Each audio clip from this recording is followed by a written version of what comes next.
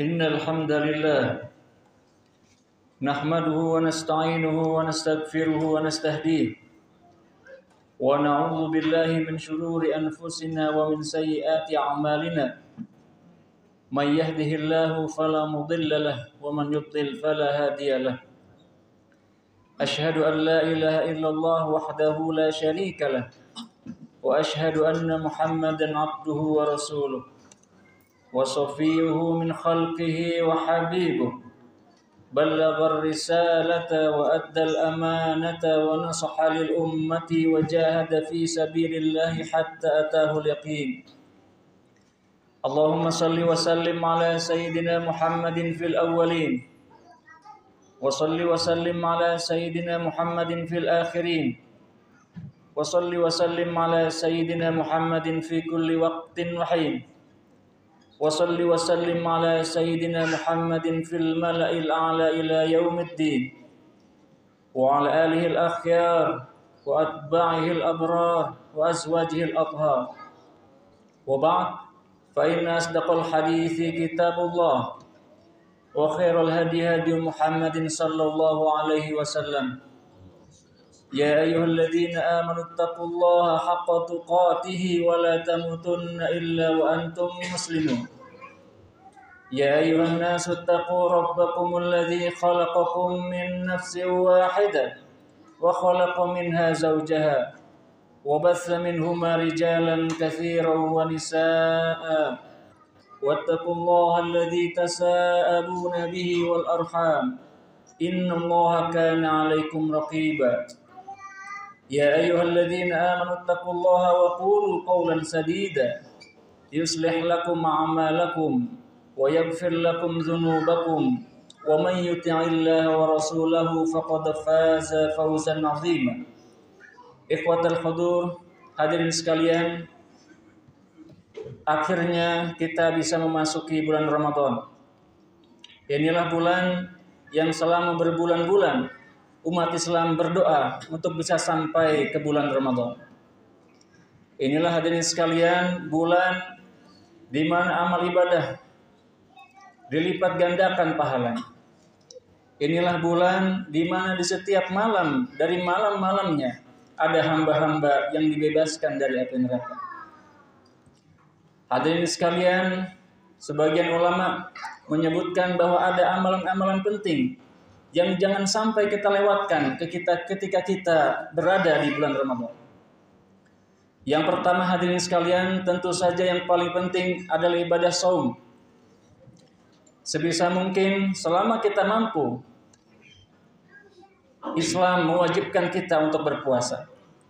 Karena itu hadirin sekalian, Nabi Muhammad dalam sebuah hadis yang juga dikeluarkan oleh Imam Bukhari dan Muslim dalam sahihnya, beliau bersabda, "Man shoma Ramadhana imanan wa ihtisaban ghufira lahu ma taqaddama min dzanbi."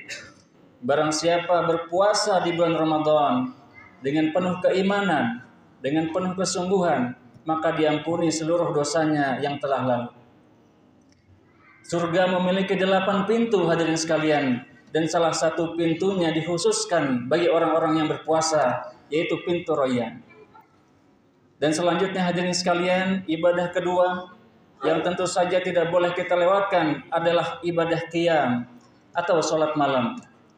Dan dalam bulan Ramadan, Nabi Muhammad mengajarkan kita sebuah sunnah yang tidak kita temukan di luar bulan Ramadan, yaitu sholat tarawih. Maka hadirin sekalian, ibadah kedua yang harus kita jaga dan kita manfaatkan selama bulan Ramadan adalah ibadah qiyam atau sholat malam. Dan Nabi Muhammad beliau juga bersabda dengan hadis yang mirip dengan sebelumnya. Beliau mengatakan, "Man qama Ramadan imanan wa ihtisaban ghufira lahu ma taqaddama min dzanbi." Barang siapa melakukan sholat malam di bulan Ramadan dengan penuh keimanan dan kesungguhan, maka diampuni seluruh dosanya yang telah lalu. Dan selanjutnya hadirin sekalian, ibadah selanjutnya yang juga disunahkan oleh Nabi Muhammad di bulan Ramadan adalah tilawatul Quran. Dan dalam sebuah riwayat, Nabi Muhammad di setiap bulan Ramadan menghatamkan Quran 1 kali atau 2 kali dan membacanya ke hadapan malaikat Jibril. Karena itu hadirin sekalian, disunahkan setidaknya di bulan Ramadan kita menghantamkan paling tidak 1 kali sebagai bentuk teladan kita terhadap Nabi Muhammad sallallahu alaihi wasallam. Dan selanjutnya hadirin sekalian, ibadah yang keempat yang juga dianjurkan di bulan Ramadan adalah bersedekah. Sebagaimana Nabi Muhammad dalam sebuah riwayat disebutkan, annahu ajwadun nas wa ajwadu ma yakunu fi Ramadan. Bahwa Nabi Muhammad beliau adalah orang yang paling dermawan dan beliau menjadi lebih dermawan lagi ketika di bulan Ramadan. Maka hadirin sekalian, sebagaimana dicontohkan para ulama-ulama dan juga Nabi Muhammad SAW, beliau sangat dermawan di bulan Ramadan. Maka bersedekah, berbagi makanan dan lain sebagainya merupakan hal yang juga dianjurkan dan jangan sampai kita lewatkan selama kita masih diberikan kesempatan berada di bulan Ramadan. Yang para ulama, mereka hadirin sekalian, 6 bulan berdoa untuk bisa sampai ke bulan Ramadan, dan 6 bulan selanjutnya digunakan mendoakan untuk berdoa agar amal ibadah mereka diterima oleh Allah Subhanahu wa taala. Maka hadirin sekalian, pertemuan kita dengan Ramadan mungkin adalah jawaban dari doa-doa kita yang sebagaimana kita ketahui di tahun yang lalu mungkin kita sudah beristighfar, mungkin kita sudah meneteskan air mata di bulan Ramadan, dan selanjutnya di bulan-bulan selanjutnya bisa jadi banyak sekali dosa yang kita lakukan, mungkin kemaksiatan kita lakukan, dan ternyata kasih sayang Allah membawa kita kembali ke bulan Ramadan. Disinilah hadirin sekalian kesempatan kita terbuka lebar untuk kembali membersihkan diri kita, membersihkan hati kita, dan tentu saja mendapatkan ampunan dari Allah Subhanahu wa taala. Namun hadirin sekalian, para ulama juga mengingatkan bahwa ada hal-hal yang harus kita hindari agar jangan sampai kita keluar dari Ramadan dalam keadaan merugi. Kita mengira pahala kita banyak. Kita menyangka sholat kita, puasa kita, sedekah kita sudah banyak. Tetapi ternyata bisa jadi semua itu hilang tanpa bekas. Hadirin sekalian, dalam sebuah hadis Nabi Muhammad beliau bertanya, Hal alimtum manil muflis? Apakah kalian tahu siapa orang yang muflis? Muflis secara makna adalah orang yang tidak punya harta, hadirin sekalian. Namun Nabi Muhammad beliau mengatakan, al-muflis man ya'ti yaumil qiyamah.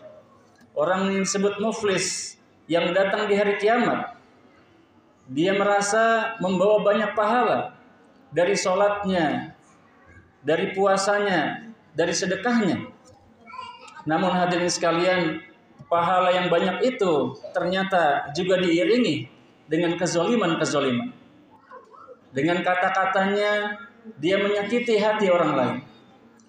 Dengan kezalimannya dia menyakiti orang lain. Dengan kezalimannya dia mengambil hak-hak orang lain. Dan maka hadirin sekalian, yang terjadi kebaikannya diberikan kepada orang-orang yang dia zalimi. Maka habis sudah kebaikannya hadirin sekalian, dan ternyata itu pun belum cukup. Ternyata keburukan-keburukan orang yang dia zalimi ditimpakan kepada dirinya, hadirin sekalian. Maka hadirin sekalian, para ulama juga mengingatkan jangan sampai kita juga terlena dan melakukan kezaliman-kezaliman yang bisa jadi menghilangkan ibadah-ibadah kita. Dan selanjutnya juga hadirin sekalian, hal-hal yang bisa menghilangkan pahala-pahala kita. Ada beberapa hal penting yang harus sama-sama kita jaga. Yang pertama-tama sekali hadirin sekalian adalah kesalahan di lisan atau mulut kita, hadirin sekalian. Ini bisa jadi merupakan salah satu pencuri kebaikan yang paling besar. Sebagaimana Nabi Muhammad beliau pernah mengatakan, aktsaru ma yudkhilun nas an-nar al-famu wal farju. 2 hal yang paling banyak memasukkan manusia ke dalam neraka adalah mulut dan juga kemaluan. Maka hadirin sekalian, Sebagaimana Allah Subhanahu wa taala firmankan, "Wala yabtab ba'dukum ba'd." Dan janganlah sebagian kalian menggibahkan sebagian yang lain. Hal ini hadirin sekalian mungkin ujian terberat bagi kita. Bagaimana di dalam puasa ini kita tetap menjaga lisan kita, tetap menjaga kata-kata kita, agar jangan sampai kita tenggelam atau tergelincir dalam dosa-dosa yang menyangkut lisan, seperti menggibah, adu domba, dan lain sebagainya. Maka Nabi Muhammad boleh mengingatkan bahwa betapa banyak orang yang berpuasa, laisa lahu min siyamihi illal ju' wal 'atash. Tidak mendapatkan pahala puasanya kecuali hanya lapar dan haus. Dan di hadis yang lain Nabi Muhammad mengatakan dalam sebuah hadis qudsi, man lam yada' qaula zur. Dalam sebuah hadis beliau mengatakan, man lam yada' qaula zur wal 'amalu bih falaysa lillahi hajah li an yada' ta'amahu wa syarabah. Barang siapa tidak meninggalkan kata-kata dan perbuatan buruk atau palsu, maka Allah tidak membutuhkan dia meninggalkan makanan dan minumannya. Demikian hadirin sekalian, tantangan utama kita ternyata ada di dalam diri kita sendiri. Dan hadirin sekalian, sebagaimana disebutkan oleh Nabi Muhammad bahwa setan sebenarnya sudah dibelenggu, tetapi kita perlu ketahui hadirin sekalian, dalam sebuah ayat Allah Subhanahu wa taala firmankan, "Wa kadzalika ja'alna likulli nabiyyin aduwan syayatinal insi wal jins." Dan demikianlah kami jadikan bagi setiap nabi musuh dari kalangan setan, dari jin dan manusia. Maka hadirin sekalian, setan dari kalangan jin mungkin dibelenggu, tapi setan dari kalangan manusia bisa jadi masih tersebar dan masih berkeliaran dengan bebas. Dan bisa jadi hadirin sekalian, godaan, ujian, cobaan yang datang dari setan-setan manusia hadirin sekalian bisa jadi lebih berat dan lebih dahsyat daripada yang kita rasakan dari setan-setan jin.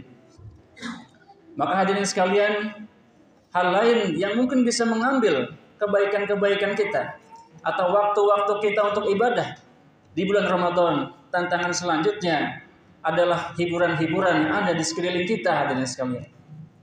Baik itu televisi yang mungkin menyajikan sinetron-sinetron di bulan Ramadan, yang dia bisa menghabiskan banyak sekali dana hadirin sekalian. Sekian episode disiapkan untuk kita. Dari pagi hingga pagi lagi hadirin sekalian, berbagai hiburan disajikan di televisi. Seolah-olah itu merupakan bagian dari kebaikan. Namun perlu kita pikirkan lagi hadirin sekalian. Sekian jam kita habiskan di hadapan televisi, bisa kita gunakan menghabiskan 1 juz dari Al-Quran. Mungkin hanya 30 menit hadirin sekalian, tapi bisa jadi setengah juz bisa kita habiskan dengan membaca ayat-ayat Al-Quran. Hal-hal tersebut hadirin sekalian memang belum menjadi hal yang haram, namun sangat disayangkan jika kita habiskan sekian jam dari waktu kita ternyata bukan untuk hal-hal yang merupakan ibadah-ibadah penting di bulan Ramadan, sebagaimana kita bahas tadi hadirin sekalian. Dan selanjutnya hadirin sekalian, hal yang ketiga yang juga merupakan pencuri waktu kita yang sangat berharga di bulan Ramadan, tidak lain dan tidak bukan adalah benda yang kita bawa kemana-mana hadirin sekalian, yaitu mungkin handphone kita sendiri. Sebuah penelitian mengungkapkan manusia modern zaman sekarang menghabiskan kurang lebih 5 jam hadirin sekalian membuka gadgetnya atau handphone. Jika kita bayangkan kita gunakan 5 jam ini hadirin sekalian untuk membaca Al-Quran atau mungkin untuk sholat malam, bisa jadi bergunung-gunung kebaikan bisa kita bawa setelah kita keluar dari bulan Ramadan. Demikian hadirin sekalian, ada banyak kebaikan yang Allah siapkan di bulan Ramadan, tapi tentu saja ada ujian, cobaan yang harus kita lalui untuk bisa mendapatkan kebaikan bulan Ramadan dengan sempurna. Dan ujian yang keempat hadirin sekalian, yang juga menjadi pencuri waktu yang kadang tidak kita sadari, adalah tidur kita sendiri hadirin sekalian. Ada yang mengatakan tidurnya orang berpuasa itu berpahala. Namun hadirin sekalian, jika terlalu banyak tidur kita habiskan, itu pun bisa mengurangi kesempatan kita untuk beribadah. Dalam sebuah ceramah Syekh Taufik As-So'id. Beliau menceritakan interaksi beliau dengan salah satu ulama besar, yaitu Syekh Al-Utsaimin. Syekh Al-Utsaimin ini menurut beliau, salah satu muridnya, kurang lebih 1 hari tidur hanya sekitar 3 jam, hadirin sekalian. Sisanya beliau gunakan untuk tilawah, untuk mengajar, belajar, dan lain sebagainya. Maka hadirin sekalian, jika kita masih bisa menggunakan waktu kita untuk ibadah-ibadah yang penting tersebut, maka alangkah baiknya kita gunakan daripada kita sekadar menghabiskan waktu hanya dengan tidur sambil mengeluh dan berharap agar azan maghrib segera tiba. Maka hadirin sekalian, mudah-mudahan di sisa waktu kita di bulan Ramadan, kita diberikan kesempatan, taufik, kesehatan, bisa menyempurnakan ibadah-ibadah kita dengan puasanya, dengan qiyamnya, dengan tilawatul Quran, dan juga dengan bersedekah, berbagi kepada sesama kita. Amin ya rabbal alamin. Barakallahu li wa lakum bil Qur'anil azim wa nafa'ani wa iyyakum bima fihi minal ayati wa zikril hakim. Wa taqabbala minni wa minkum tilawatahu wastaghfiruh innahu huwal ghafurur rahim.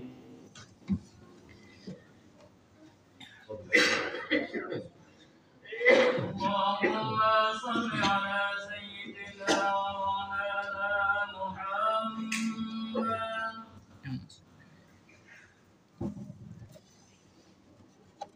Alhamdulillahi rabbil alamin. Wassalatu wassalamu ala asyrafil anbiya'i wal mursalin Sayyidina wa maulana Muhammadin wa ala alihi wa sahbihi ajma'in. Ashhadu an la ilaha illallah wahdahu la syarika lah wa ashhadu anna Muhammadan abduhu wa rasuluhu la nabiyya ba'dah. Ya ayyuhalladzina amanu taqullaha haqqa tuqatih wa la tamutunna illa wa antum muslimun. Ikhwatal hudur, hadirin sekalian, di khutbah kedua ini khotib ingin meringkas kembali apa yang dibahas dalam khutbah kali ini. Yang pertama, mari sama-sama kita jaga ibadah kita di bulan Ramadan, terutama 4 ibadah paling penting di bulan Ramadan. Yang pertama, puasa kita. Yang kedua, sholat malam kita. Yang ketiga, tilawatul Quran. Dan yang keempat, bersedekah dan berbagi kepada sesama. Dan hadirin sekalian, perlu sama-sama kita ingat kembali bahwa ternyata banyak hal yang bisa merusak dan mungkin menghilangkan pahala ibadah kita. Yang pertama, berbuat kezaliman kepada orang lain. Yang kedua, mengucapkan hal yang buruk atau palsu, hadirin sekalian. Kemudian ada juga hal-hal yang bisa merampas waktu kita yang sebaiknya, sepatutnya kita gunakan untuk ibadah, seperti menghabiskan waktu untuk hiburan di televisi, atau mungkin menghabiskan waktu dengan gadget kita, atau menghabiskan waktu hanya untuk sekedar tidur.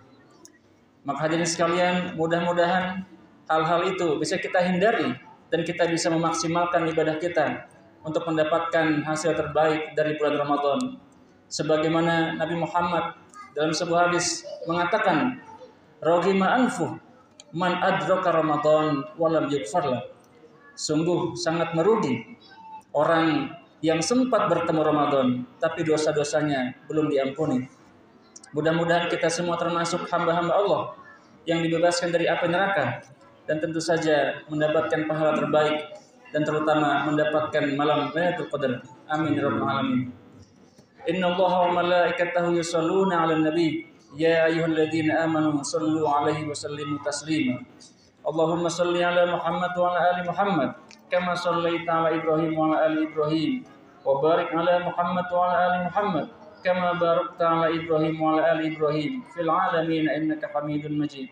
Allahumma ighfir lil muslimina wal muslimat wal mu'minina wal mu'minat al ahya'i minhum wal amwat innaka sami'un qaribun mujibud da'awat ya qadiyal hajat.